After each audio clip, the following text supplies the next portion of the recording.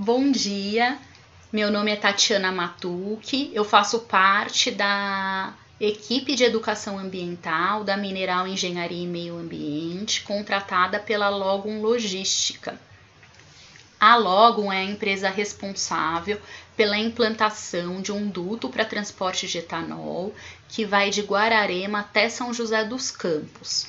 Entre as exigências do processo de licenciamento ambiental do empreendimento está a execução de um programa de educação ambiental com atividades de promoção do conhecimento e sensibilização da comunidade sobre a realidade ambiental local e regional. Aqui em Guararema, a Mineral firmou uma parceria com a Secretaria Municipal, com a Prefeitura Municipal, para a apresentação dessa palestra sobre alimentação e sustentabilidade na Ecocesta. Eu elaborei uma palestra, uma apresentação em PowerPoint, para ajudar na visualização do conteúdo e também na linearidade dos tópicos. Então, eu vou colocar aqui para vocês, para a gente poder começar a palestra propriamente dita.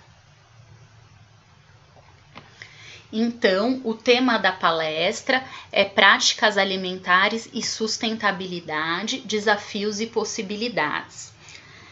A nossa alimentação, hoje, ela vai muito além de um ato comum e cotidiano.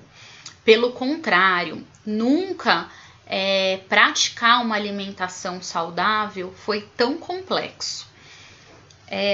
Podemos dizer que a alimentação praticada por um povo, por uma sociedade, uma nação, ela tanto reflete quanto impacta as questões sociais, ambientais, políticas de determinada região. E, portanto, a gente tem informações confiáveis, é muito importante para que a população tenha autonomia para fazer escolhas alimentares mais sustentáveis, pensando na sua própria saúde, pensando na qualidade de vida da sociedade como um todo e pensando no futuro do planeta. Então, nessa exposição, eu vou abordar brevemente as principais mudanças que ocorreram na alimentação nas últimas décadas, suas possíveis inter-relações com as questões sociais, ambientais, de saúde. Vou apresentar algumas recomendações e princípios do Guia Alimentar para a População Brasileira, para que assim a gente possa entender a complexidade, entender a importância do conceito de alimentação adequada e saudável e assim possamos fazer escolhas alimentares mais sustentáveis no nosso dia a dia. Então, a gente vai começar voltando um pouquinho no tempo, pensando como era a nossa alimentação na antiguidade, antes da Revolução Industrial, antes das grandes navegações. Então, os povos antigos, eles tinham a sua alimentação baseada na caça de animais e na coleta de raízes, sementes, mel, da natureza. As técnicas utilizadas, elas eram baseadas na observação da natureza e elas eram passadas de geração para geração. Então, os povos antigos, eles respeitavam, por exemplo, o pousio, que é um tempo necessário para o descanso do solo entre uma colheita e outra, e também a rotação de culturas, ou seja, eles variavam o tipo de plantação, o tipo de alimento a ser plantado conforme a sazonalidade. Tudo isso é muito importante para a integridade e para a saúde desse solo. Depois de colhido, os alimentos, eles passavam por processos mínimos de processamento, moagem, secagem, fermentação. E na alimentação, como que acontecia? As refeições eram feitas em família, elas eram ricas em alimentos frescos, artesanais, caseiros, frescos eu já falei, né? Muitas vezes plantados pela própria família, e os alimentos eles eram locais, né? Se comia o que se tinha naquela região. E aí o que aconteceu? O que mudou? Dalberg fala que a separação dos seres humanos da natureza, ela pode ser expressa pela separação física cada vez maior entre a agricultura e a vida diária dos moradores de centros urbanos. Então, ao lado, eu coloquei esse gráfico, ele está em inglês, eu não consegui ele em português, mas ele é bem simples, eu vou explicar para vocês. É só para a gente entender que naquela época a gente tinha basicamente uma agricultura de subsistência, ou seja, se consumia basicamente o que se produzia na região. Então, os produtores e os consumidores, eles estavam no mesmo tempo e espaço. Com algumas revoluções, algumas transformações que ocorreram, os produtores e consumidores foram ficando cada vez mais distantes no tempo e no espaço, até chegar o modelo que a gente vive hoje. Então, nós que moramos na cidade, na maioria das vezes, a gente não conhece quem produz o nosso alimento, a gente não sabe como esse alimento foi produzido, a gente não sabe a qualidade desses alimentos. E por que isso aconteceu?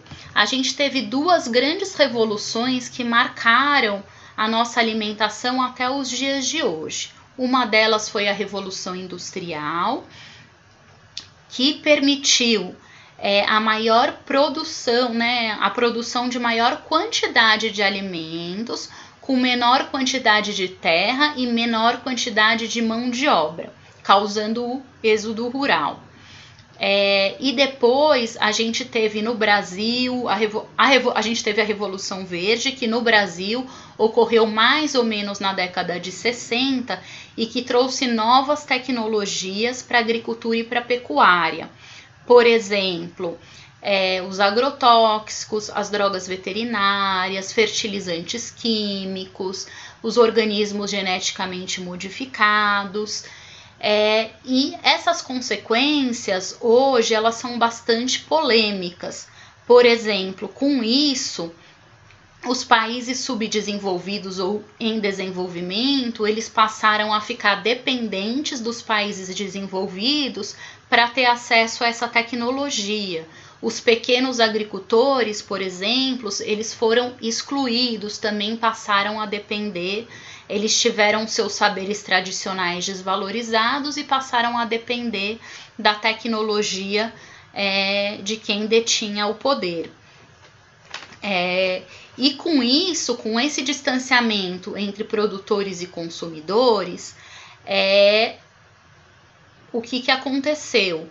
A cadeia, né, de produção dos alimentos, ela ganhou novos atores e novas etapas, porque se antes se plantava, se colhia e se fazia processamentos mínimos que eram consumidos, né, na mesma região, agora se colhe a matéria-prima num local, ela é transportada para outro local para ser processada e armazenada, depois empacotada, depois ela vai para outro local para ser vendida para o atacado, depois ela passa de novo por um transporte para ir para o varejo, depois mais transporte para chegar na casa do consumidor final, depois tem como esse consumidor final lida aí com o descarte dos resíduos, das embalagens.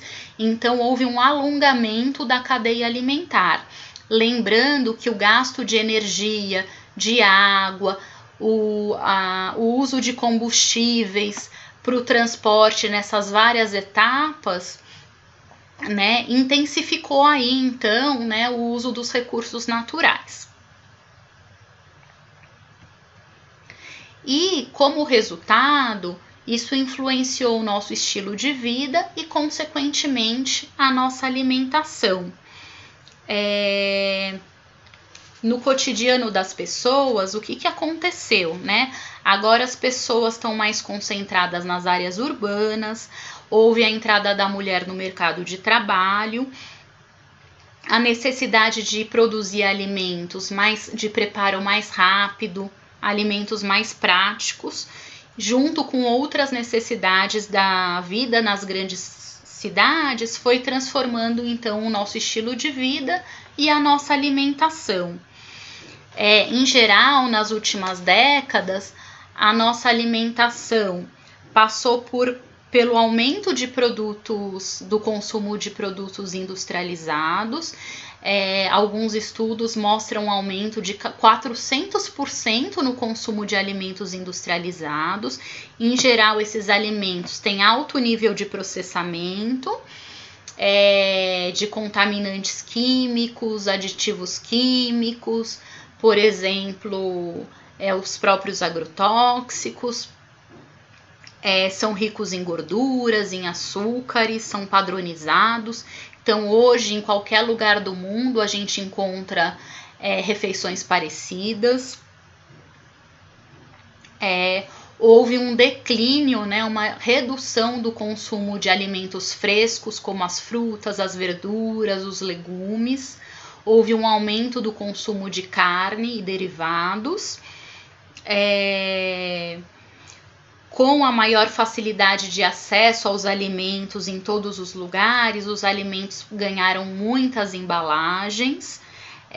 Com a publicidade, a necessidade de praticidade também, as pessoas foram estimuladas a comer porções maiores desses alimentos padronizados, fast food, por exemplo.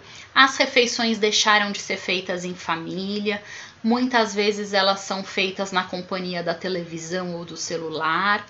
E aqui, só por curiosidade, né, para a gente fazer um paralelo com a história da nossa família, a gente pode observar nessa figura à esquerda, né, como as casas elas mudaram também. Então, muitos de nós têm avós, bisavós que moravam numa casa com jardim, com a cerca bem pequenininha, né? Então, com bastante contato com a vizinhança, ainda mantinham uma horta nesse jardim. E aí, com a evolução da vida nas grandes cidades, a violência, o estilo de vida moderno, essas casas passaram a ter menos área verde, o tamanho da cozinha ficou menor, os muros cresceram por conta da violência. Então, só para a gente ir entendendo como tudo isso impactou na nossa vida hoje. E aí, uma grande contradição do sistema agroalimentar moderno é que, apesar do aparato científico e tecnológico acumulado, a qualidade dos alimentos hoje ela é bastante questionável, trazendo riscos para a saúde humana e para a saúde ambiental, além de favorecer a desigualdade, né, no acesso dos alimentos. Em relação à saúde humana, a gente teve um ponto positivo que, com maior controle higiênico-sanitário, com a descoberta da refrigeração, com a possibilidade de levar alimentos até lugares que antes não tinham acesso, então houve um aumento da expectativa de vida e uma redução da desnutrição infantil. Por outro lado, por tudo isso que eu falei anteriormente, a gente tem já há algumas décadas acompanhado o aumento do sobrepeso, da obesidade, das doenças crônicas não transmissíveis, por exemplo, diabetes, hipertensão, câncer, doenças mentais, alergias e assim por diante. Em relação à fome, como prometia, né, uma das promessas da Revolução Industrial e da Revolução Verde era acabar com a fome, mas na verdade isso não aconteceu.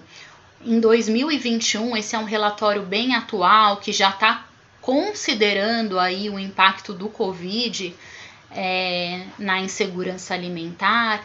Então, hoje a gente tem até 818 milhões de pessoas em situação de insegurança alimentar no mundo.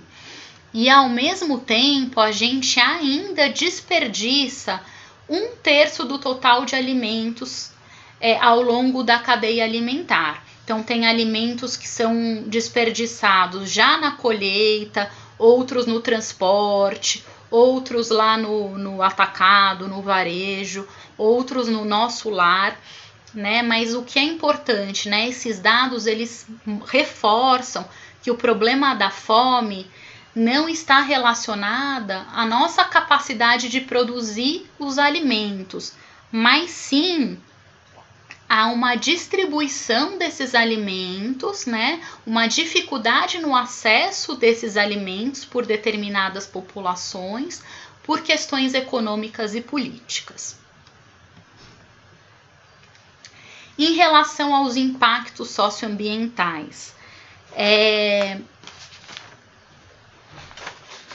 cada etapa do ciclo de vida de um produto, ele vai trazer consequências para o meio ambiente em maior ou menor grau, conforme a origem desse alimento, se ele é animal ou se ele é vegetal, se ele é processado ou se ele é in natura, a origem do produto, se é um produto que vem importado, né, que viaja longas distâncias, ou se é um produto feito localmente, o respeito à sazonalidade, a quantidade de água e energia que está embutida na produção desse produto, e isso a toxicidade dos pesticidas que estão sendo utilizados, as formas de embalagem, de empacotamento desses alimentos, e isso tudo vai ter continuidade até o nosso lar, né? Pois vai depender dos hábitos aí familiares, individuais, de como prepara esse alimento,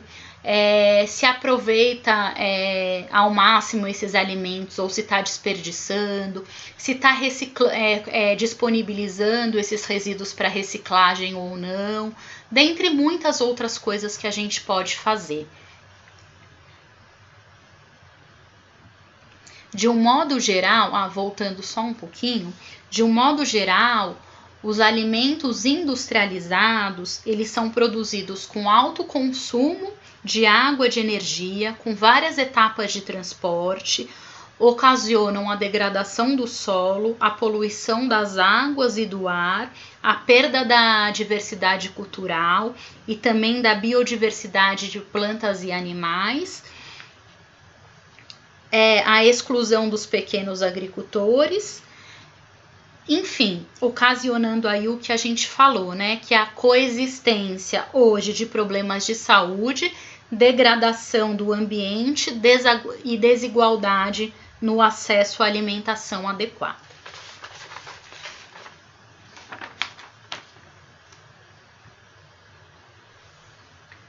Com tudo isso, muitos grupos se uniram para lutar contra esse modelo chamado de agronegócio, né? De produzir os alimentos.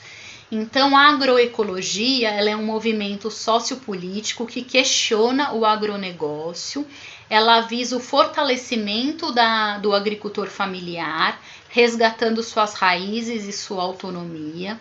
Ela é uma ciência interdisciplinar, envolvendo profissionais de diversas áreas, como economia, biologia, sociologia, agronomia, política, incluindo representantes da agricultura, das populações, né, principalmente populações em vulnerabilidade, para entender, né, como a gente pode melhorar aí esse caminho.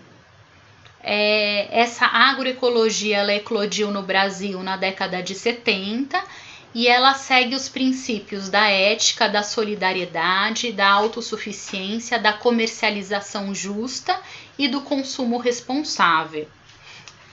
Porém, a agroecologia ela não é uma técnica de produção, ela é uma ciência. Ao contrário dos alimentos orgânicos, né, que envolvem uma técnica de produção.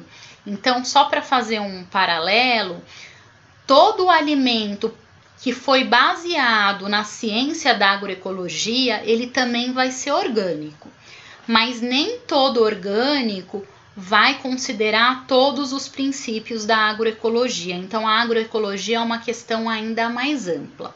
Os alimentos orgânicos, também seguindo essa linha, né, de ir contra a corrente, eles lutam pela autossustentação da propriedade agrícola, o aumento dos benefícios sociais para o agricultor, a diminuição da dependência de energias não renováveis na produção e a oferta de alimentos saudáveis e de elevado valor nutricional, isentos de qualquer contaminante que ponha em risco a saúde do consumidor, do agricultor e do meio ambiente. Então, tanto a agroecologia quanto a produção orgânica, elas trabalham de forma integrada, pensando na saúde de todos, né? De quem produz, de quem consome e do meio ambiente, pensando nas nações futuras. E lembrando que muitas pessoas acreditam que alimento orgânico ele é o alimento isento de agrotóxico. Mas para conseguir o selo de alimento orgânico é uma burocracia bastante trabalhosa e além da ausência de agrotóxicos, eles não podem ter nenhum contaminante químico sintético como drogas veterinárias, hormônios, aditivos artificiais, organismos geneticamente modificados e outros processos que possam ocasionar danos à qualidade desse alimento.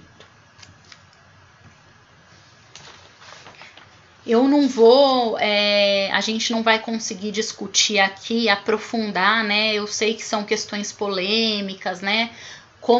Mas eu vou dar algumas dicas daqui a pouco de como a gente pode conseguir um alimento orgânico mais barato, né? A gente sabe que envolve, né, muitas questões aí para a gente chegar numa alimentação ideal. Então, o objetivo dessa palestra é a gente entender mesmo toda essa complexidade para que a gente possa pensar juntos na busca de soluções também. E aí, pessoal, diante de toda essa contextualização, de toda essa complexidade que eu mostrei para vocês, definir o que é uma alimentação saudável, vocês já perceberam que é um desafio nos dias de hoje. Então, para a gente pensar o que é uma alimentação saudável, primeira coisa, a gente precisa ampliar esse conceito de alimentação saudável para além dos parâmetros como valor calórico, quantidade de nutrientes, de vitaminas, de gordura, de açúcar, né? É claro que isso também é importante, uma alimentação variada, equilibrada em nutrientes, mas a gente precisa pensar além disso. Primeira coisa, não existe um único modelo de alimentação saudável. Ele é um conceito dinâmico que vai acompanhando as mudanças ao longo das gerações, das diferentes regiões, das diferentes culturas. Então, a gente não pode falar que uma alimentação que é saudável para uma população que mora no Brasil, né, com clima tropical, vai ser a mesma alimentação adequada para uma população que mora lá, né, numa região fria. Então, né, tem muitas diferenças. Outra coisa importante, então, que a gente já viu, uma alimentação saudável, ela deve considerar o modo de produção dos alimentos, se ele foi produzido de uma forma socialmente justa, qual a origem desse alimento, qual que foi o gasto energético embutido na sua produção. E finalizando, que eu acho que é uma pergunta que a gente pode se fazer mais frequentemente, para entender se a gente está tendo uma alimentação saudável é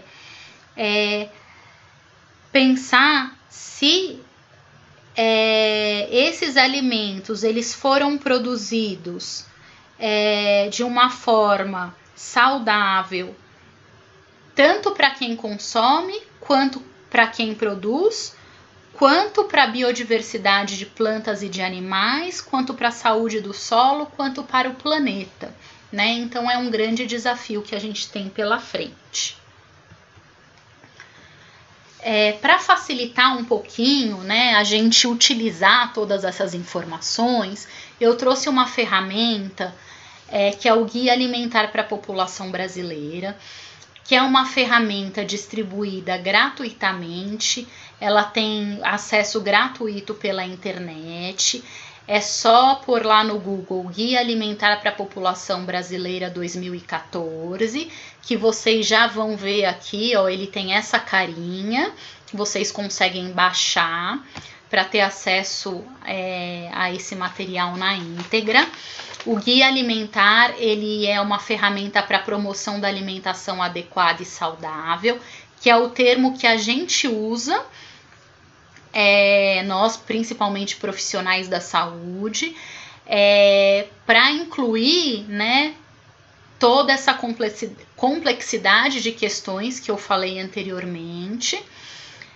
O guia ele foi construído de forma coletiva, então ele ouviu profissionais da saúde, profissionais da agricultura, cientistas, população em geral, agricultores. Então ele foi construído com diferentes saberes, isso é muito importante. Ele traz uma abordagem inovadora com respeito às diversidades sociais, culturais, ambientais de cada povo. Ele é escrito numa linguagem gostosa que pode ser compreendida por todos, portanto, ele é considerado um marco de referência para indivíduos, para famílias, para governos, para profissionais da saúde, da educação. Então, eu recomendo muito para quem quer aprofundar esse tema e trabalhar isso, por exemplo, nas escolas ou em outros ambientes de saúde e de educação.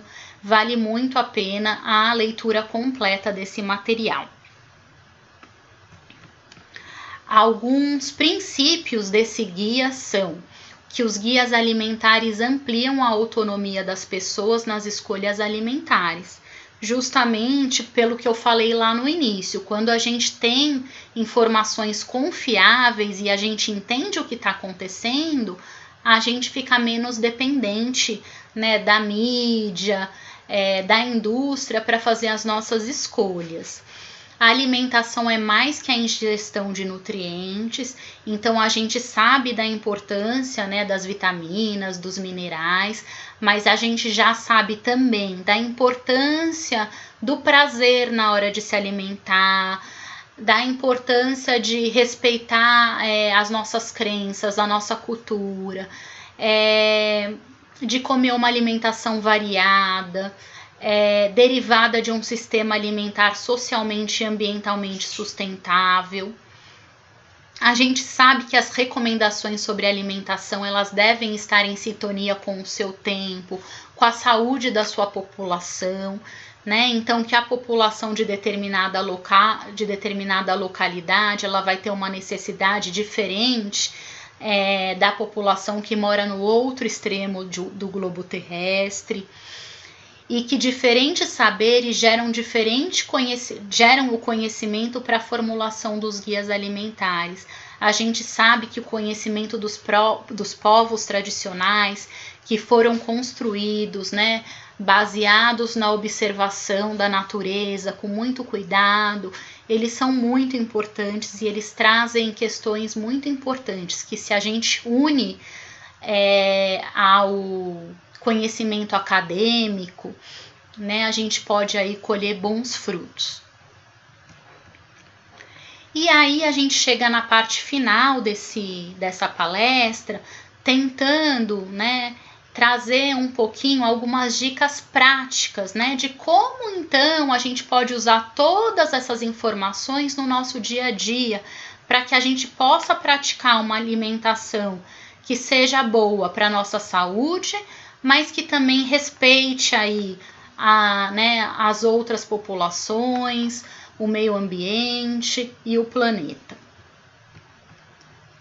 Essas são algumas recomendações, então, desse guia alimentar para a população brasileira que eu mostrei para vocês, e que elas trazem, são muito simples, né? E eu vou passar rapidamente pelo tempo da palestra, que já deve estar encerrando, e depois vocês podem aprofundar lá no guia. Então, faça dos alimentos in natura, dos alimentos frescos ou minimamente processados a base da sua alimentação. Então, quanto mais colorida, com mais vegetais, raízes, tubérculos e cereais, então batata, mandioca, arroz, inhame, cará, as verduras, né, o chuchu, o repolho, o brócolis, a cenoura, as frutas, os grãos, né, o feijão, a lentilha, as nozes. No Brasil a gente tem uma variedade de alimentos, né? Eles devem ser a base da nossa alimentação. Esses alimentos, eles devem ser in natura ou passar por processos mínimos, como moagem, fermentação, pasteurização, secagem, refrigeração e congelamento, que não vão, que eles, claro, eles causam uma alteração, mas eles mantêm, né, grande parte dos nutrientes, das vitaminas, do vigor desses alimentos. Os óleos, as gorduras, o sal e os açúcares, eles devem ser usados em pequenas quantidades para dar sabor aos alimentos. Eles não precisam ser usados em grande quantidade, até porque eles têm uma densidade de alguns nutrientes muito grande. Então, quando usados em grande quantidade, eles podem ocasionar prejuízos à saúde. Então, a gente pode usar para dar sabor, para temperar, para enriquecer a nossa alimentação, mas em pequenas quantidades. A gente deve limitar o consumo dos alimentos processados, né? Então, a base da nossa alimentação vão ser os alimentos frescos. Mas, em alguns momentos do dia, a gente pode incluir um pão que a gente compre na padaria, um alimento enlatado, né? Um queijo, né? Para facilitar o nosso dia a dia, para diversificar a nossa alimentação. Em geral, eles são fabricados pela indústria com adição de sal ou açúcar ou outra substância culinária ao alimento in natura. Então, eles podem sim ser consumidos sem exageros. E evitar ao máximo os alimentos ultraprocessados, porque esses são aqueles alimentos fabricados pelas indústrias de grande porte e eles envolvem diversas etapas e técnicas de processamento que a gente já conversou. Eles têm alto teor de açúcar, sal, gorduras, e aditivos químicos sintéticos. Então, são aqueles alimentos que a gente vai olhar no rótulo e tem uma lista de ingredientes grandes e que muitas vezes a gente não sabe nem o que significa. O que significa, o que a gente está consumindo. Então, a gente tem que tomar cuidado, né, com esses alimentos, usar em pequenas quantidades. De vez em quando, né? Eles não devem fazer parte do dia a dia das nossas alimentações. E como, assim, é muita informação, eu gosto de resumir, eu chamo de sustentabilidade no prato, que são as principais recomendações de uma forma mais resumida, né, para a gente lembrar e multiplicar aí para os nossos familiares, para os nossos amigos. Então, esses princípios, eles vão nos ajudar, de novo, a ter uma alimentação mais saudável para todos. Então, o que é isso? É uma alimentação variada em alimentos de origem vegetal, limitada no consumo de alimentos de origem animal. Não deu tempo de eu entrar aqui nas questões da pecuária, mas hoje a gente tem informações confiáveis, né, de que a produção animal ela para alimentação humana, ela é uma das maiores que impacta muito, né, no consumo de água, no desmatamento, em diversas questões aí sociais e ambientais.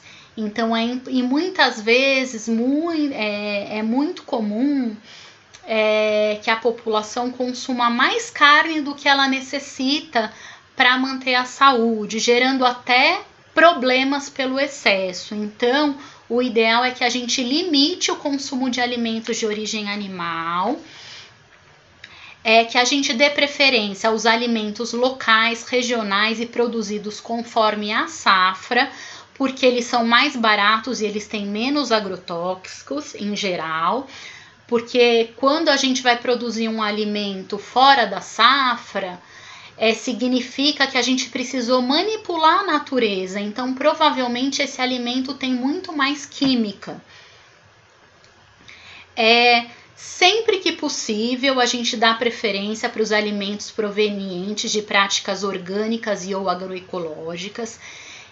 A gente sabe que esses alimentos ainda são caros, mas existem algumas formas da gente encontrar esses alimentos mais baratos, por exemplo, dando preferência para as feiras livres, fazendo parcerias diretas com cooperativas de agricultores e redes alimentares alternativas.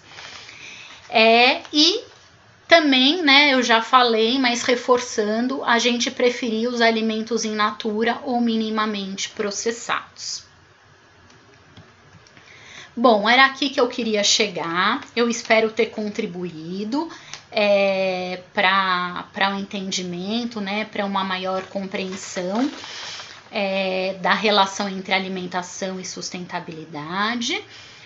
Eu agradeço a participação de quem, né, estiver ouvindo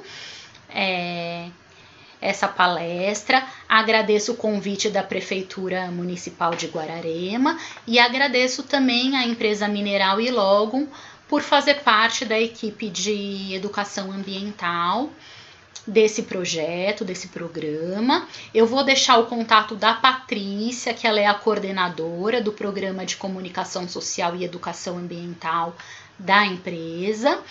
Tem o telefone e o e-mail dela. Tem também aqui um link para quem quiser entender melhor sobre o empreendimento da Logum, que eu falei lá no início. É só copiar esse endereço que vocês vão ter acesso a um vídeo bem curto e bem explicativo. E eu fico à disposição, caso vocês queiram dar algum feedback, algum retorno, né? Alguma ajuda para usar esse material, vocês podem entrar em contato então com a nossa empresa e aí eles vão encaminhar para mim, tá? Eu não sei ainda se vai ser possível, mas eu vou tentar colocar aqui nos comentários algumas referências que eu utilizei para elaborar esse material, porque eu sei que muitos professores do ensino fundamental, ensino médio, vão assistir a gente e aí esses materiais podem ajudar aí na elaboração de aulas para as escolas e para outros públicos. Então, agradeço mais uma vez e até a próxima.